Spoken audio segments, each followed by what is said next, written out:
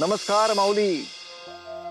माऊली, आपल्या पुराणांमध्ये किंवा आपल्या संस्कृतीमध्ये हा श्रावण महिना अत्यंत पवित्र मास म्हणून मानला गेलाय. कित्येक सण, कित्येक व्रतवैकल्य, कित्येक उत्सव या महिन्यामध्ये आले आहेत आणि अनेक पवित्र कार्यांची सुरुवात आपण या महिन्यापासून करतो. असं म्हणतात की या महिन्यात कोणतंही व्रत सुरू केलं आणि ते वर्षभर अखंडपणे नित्य नेमाने संपन्न केलं तर आपल्या सर्व इच्छा आकांक्षा परिपूर्ण होतात. अशा अनेक व्रतांपैकी एक फार महत्वपूर्ण व्रत आहे, ते म्हणजे शुक्रवारचं देवीचं व्रत. माऊली, तू तर जाणतेस की स्त्री हा घराचा सगळ्यात मोठा खरा आधार. कुटुंबाचं हित हे सगळं तिच्या हाती असतं आणि म्हणून ते साध्य करण्यासाठी देवीचे हे व्रत करणे अत्यंत आवश्यक आहे. कारण देवी हे स्त्रीचे मूळ स्वरूप आहे. तर मंडळी, एक होतं आटपाट नगर. पांडुरंग बुवा, अहो बघा जरा, महिलांचं आवरलंय का? नाहीतर स्वयंपाक घरातच रमतील त्या. हो, बघतो हा सदाशिवराव. हो, बघा बघा. देवदत्त, सांगावयास अतिशय आनंद होतो आहे. यंदाच्या मासात आपल्या कापड व्यवसायास प्रचंड मागणी होती. गावोगावहून विविध ग्राहक येऊन भेटले. मला सांगून गेले की आपल्याकडून विकत घेतलेले कापड अगदी उत्तम प्रतीचे असते. अरे वा, ही तर खूपच सुंदर वार्ता आहे. सदाशिवराव, तुमची व्यवसायातील भरभराट पाहून आम्हाला तुमचा अभिमान वाटतो आणि याचा आनंद होतोय की माझी ज्येष्ठ बहीण तुमच्यासारख्या धनवान, मनाने श्रीमंत असणाऱ्याच्या घरात अगदी सुखाने नांदते आहे. आता आपण भोजनास आरंभ करावा. अगं शकुंतला, असं कसं? तू आमच्यासोबत किती काळ कार्यरत आहेस, तुला काय नव्याने सांगायला हवं? जोपर्यंत माझी बहीण मालिनी मला इथे येऊन स्वतःहून सांगत नाही की भोजनास प्रारंभ कर, तोपर्यंत मी भोजनास प्रारंभ करणार नाही. अहो, हा त्यांचाच निरोप आहे. बरं बरं. बाय बाय बाय ग. किती ते कौतुक स्वतःच्या बहिणीचे, की ते स्वतःची पत्नी देखील उपाशी आहे, हे लक्षात आहे ना? येते हो तुमची प्रिय बहीण. कोण म्हणाले मला तुझी चिंता नाही? अगं प्रिये, कोण म्हणाले मला तुझी चिंता नाही? असू दे असू दे, हे सर्व बोलायची काही आवश्यकता नाही. मी सर्व जाणून आहे. येते हो तुमची प्रिय बहीण कढवलेलं साजूक तूप घेऊन. तेव्हाच हे भोजन तुम्हास लागेल रुचकर. कढवलेले साजूक तूप ते मला खूप प्रिय आहे. मामी, तुम्हाला फक्त वरण भात आणि कढवलेले साजूक तूपच वाढ. सत्य आहे. आमच्या या बालकास आयुष्यभर जरी साजूक तूप दिले तरी याचे काही समाधान होणार नाही. काय?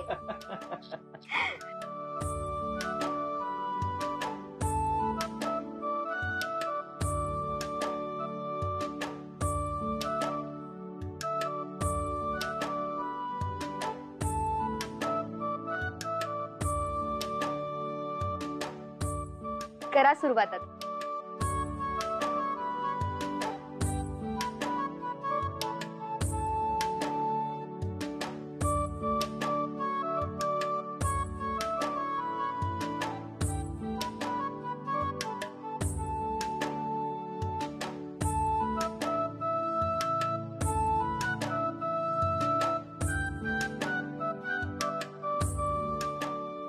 वाह, फार सुंदर भोजन झालं आहे.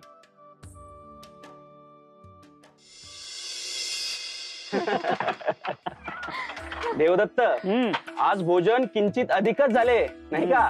अर्थात. अहो, मालिनीच्या हाताला अन्नपूर्णेसारखी चव आहे. तिच्या हाताने पाणी जरी प्यायले ना तरी सुद्धा ते मधुरच लागते. अगदी खरंय. तिच्या हातची सर कुणालाच नाही. बाय बाय ग. खरे आहे हो बाई मालिनी. आता तूच यांच्या भोजनाचे दायित्व घे. तसेही माझ्या हातचे रुचायचे नाही. अगं देविका, तो केवळ चेष्टाच करत आहे. तू काही मनाला लावून घेऊ नकोस हा. आणि बरं का, उद्या समजा असं काही घडलं की माझ्या घरात अन्नाचा कणच उरला नाही, अन्न शिजलेच नाही, तर मग तुझ्याकडे मला भोजन नाही का मिळणार? अगं पण तू असं का म्हणतेस? तुझ्या घरात का अन्न शिजणार नाही? हे बघा, असं कदापि होऊ नये. देवदत्त, ती केवळ शक्यता सांगतेय, तिला खरंच थोडी असं म्हणायचं आहे. अहो पण तरी हे बघा, असा मनात सुद्धा विचार आणू नका कुणी. मला ते अजिबात मान्य होणार नाही. हो हो नाही करणार, परंतु कधी तुझ्याकडे भोजनास आले तर भोजन तरी देशील ना मला, की मग पाठवशील असंच उपाशी पोटी? हा,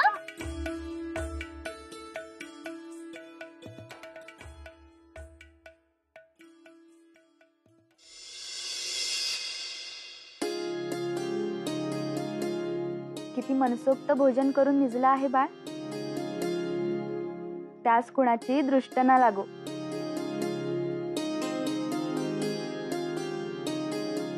अहो, खूप विलंब झाला आहे.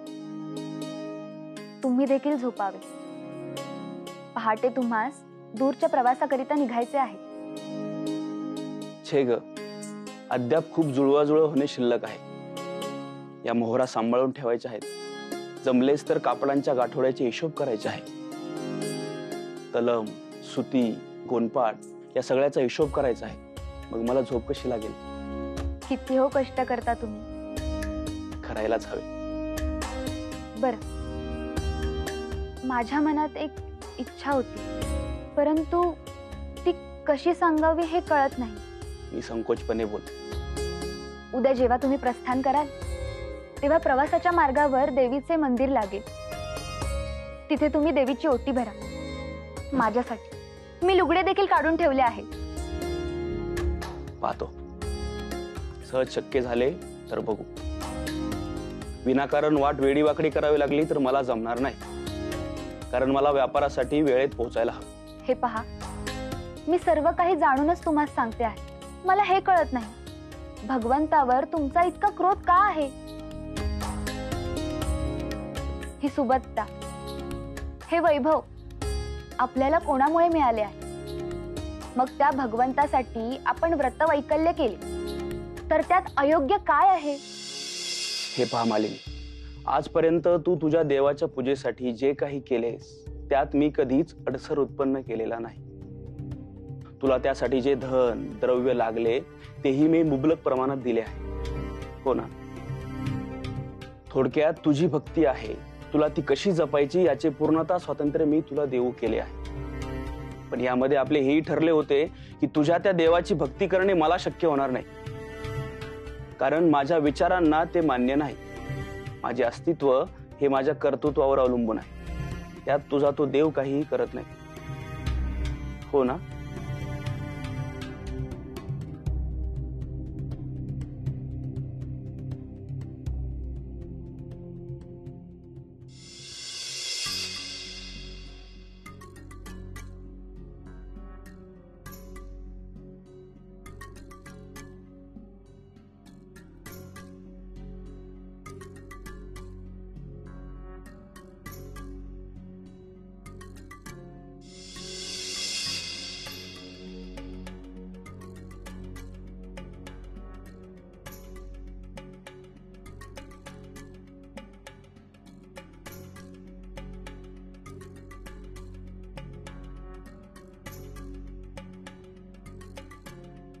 देविका, अशा येरझाऱ्या घालून तुझ्या प्रश्नाचे समाधान तुला मिळणार नाहीये. तेव्हा आता शांत झोप. अहो, इतके सर्व दिसत असून तुम्हाला झोप लागतेच कशी? किती वेळा सांगितलं, बघा स्वतःच्या बहिणीकडे. श्रीमंती अशी पाण्यासारखी ओसंडून वाहते आहे आणि आपण एका एका थेंबासाठी धडपडतोय.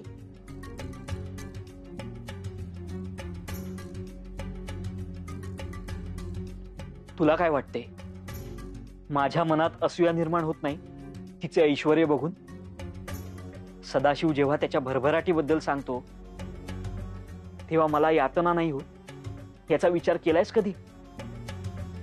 नुसता विचार करून काही साध्य होणार नाही. काहीतरी कृती केली पाहिजे ना. किती वेळा सांगितले तुम्हाला, विचारा त्या सदाशिवला त्याच्यासारखा काही व्यवसाय करता येतोय का, काही सहाय्य करेल का? पण नाही. काय वावगे वाटते देवास ठाऊक. हे बघ, हे व्यवसायाचे गणित काही मला जमायचे नाही. आणि तुला जेवढे ते सोपे वाटते ना, तेवढे ते अजिबात सोपे नाहीये. समजले? समजले. आता दारोदारी भिक्षा मागत फिरा, तेव्हाच कुठे धन जमा होईल आणि श्रीमंत व्हाल. किंवा हीच भिक्षा तुमच्या बहिणीकडे मागून बघा. बघा तिला तरी येते का तुमच्यावर दया. निदान ते तरी जमावे तुम्हास.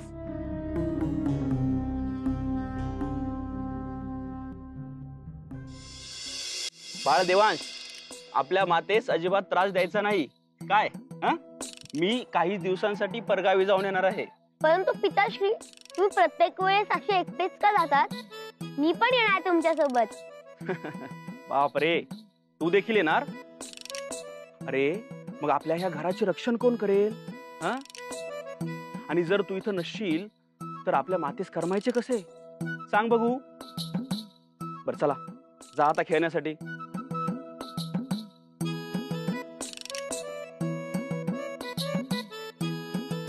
अहो, त्यात शिधा ठेवला आहे. वाटेत जाताना उपयोगी पडेल. आणि काळजी घ्या बरं का. काळजी तू घे मालिनी. आणि ऐक, आपल्या घरात पुष्कळ असे धन आहे. त्याबद्दल कुणाला काही माहिती नाही. कुठे वाच्यता देखील करू नकोस आणि फडताळ अजिबात उघडू देखील नकोस काय. आणि गरज जर भासलीच तर वरती काढून ठेवलेले धन आहे ते वापर. कारण काळ सध्या बरा नाही. कुणाची दृष्ट पडेल आणि त्याचे नव्हते होईल, काही सांगता येत नाही. दरवेळी कुठेही जाताना हेच सगळं सांगता मला. सारे काही तोंडपाठ झाले आहे मला. मी इथे काळजीने काही सांगू पाहतो आहे आणि तू माझी चेष्टा कर. त्यात चिंता कसली. मला संसार सांभाळता येतो, तर ते फडताळ का नाही येणार? असो, मला निघायला हवे, विलंब होतोय. अहो, ते मी काय म्हणत होते, ओटीचे विसरू नका माझ्यासाठी. पांडुरंग बुवा, चला विलंब होतोय. आलो आलो सदाशिवराव, आलो आलो. आणि ताई येतो. अहो ऐकलेत का? अहो, हा कंठ पाहिला, किती सुरेख आहे ना. बघू. अरे वा, किती सुरेख आणि सुबक बनवलाय. कुणाचा आहे?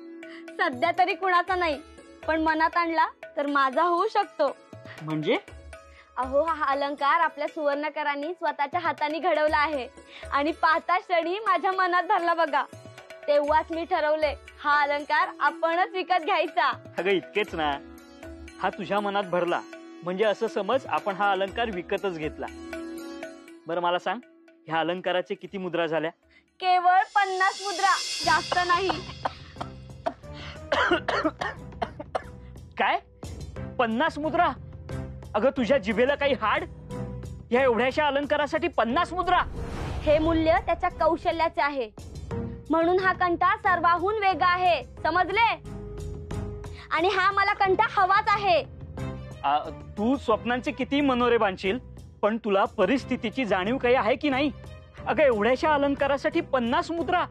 अगं मग आपण जगायचे कसे, खायचे काय, याचा काही विचार केलायस का? बाई बाई बाई, तरीच म्हंटले यांचे रडगाणे अजून सुरू कसे झाले नाही. बघावे तेव्हा दैन्य अवस्था, सदैव अंथरूण फाटके.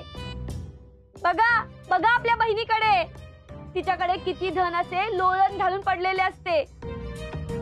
तिला नाही अनुमती घ्यावी लागत तिच्या पतीची इतक्याशा लहानशा व्यवहारासाठी. नाहीतर आम्ही आयुष्यभर लंकेची पार्वती म्हणून मिरवणार. पुरे पुरे, सतत टोचत राहा. मी किती कष्ट करतो, हा संसार कसा चालवतो याची तुला जाणीव नाहीच आहे. आणि काय ग, सतत माझ्या नावाने खडे फोडत असतेस ते, मी काही सुख देत नाही. आता बघच हा देवदत्त काय करतो. एका दिवसात जेवढे जमेल तेवढे धन मिळवेल आणि हा दागिना तुझ्या गळी चढवेल. तू बघच. अय्या खरंच? हो खरंच.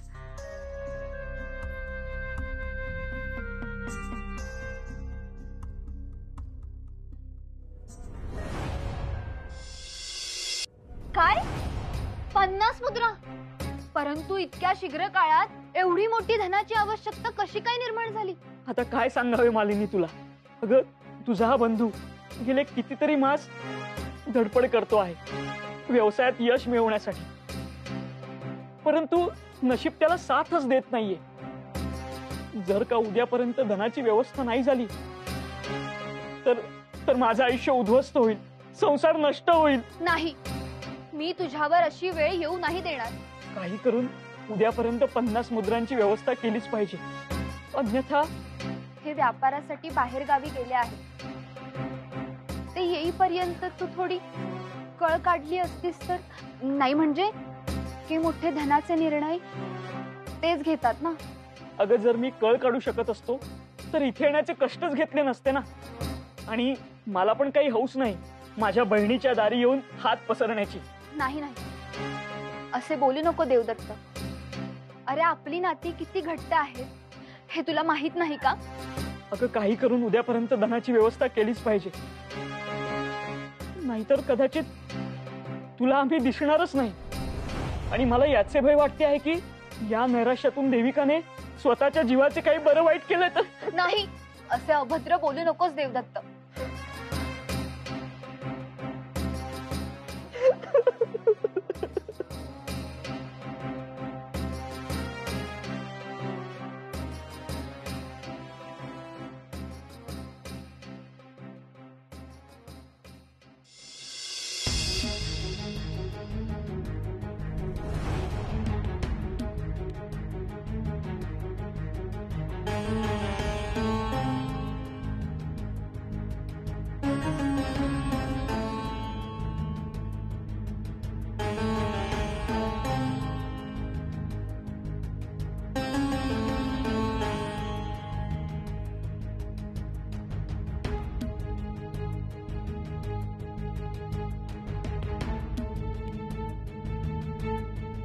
हे घे. ताई तू आज मदत केलीस म्हणून तुझा हा बंधू जिवंत आहे. मी हे तुझे उपकार कधीच विसरणार नाही. असे नको बोलूस देवदत्त. अरे मी जे केले ते माझे कर्तव्यच आहे. जा, ह्यातून तुझी अडचण नष्ट कर आणि सुखाने संसार कर.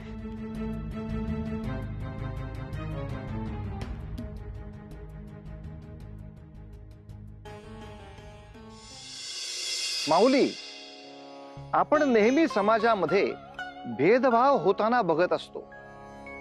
कुणी श्रीमंत असतो, कुणी गरीब असतो, पण गरीबाच्या नशिबी कायम हेटाळणीची वागणूक मिळते आणि श्रीमंतांचा नेहमी सन्मान होतो. परंतु हा भेदभाव किती चुकीचा आहे माऊली. कोण गरीब कोण श्रीमंत हे केवळ आर्थिक निकषांवरून ठरवणं हे किती चुकीचं आहे. यापेक्षा मनातून कोण चांगलं आहे, दानशूर कोण आहे, सरुदयी कोण आहे, मानवतेनं वर्तन कोणाचं आहे, या निकषांवरून त्या व्यक्तीची मनाची उंची आणि त्याची श्रीमंती आपण मोजली पाहिजे. हे सद्गुण ज्याच्याकडे असतील तो खरा श्रीमंत. पाहूया आपल्या कथेमध्ये पुढे काय होतंय ते. पण तोवर उतू नका, मातू नका, घेतला वसा टाकू नका.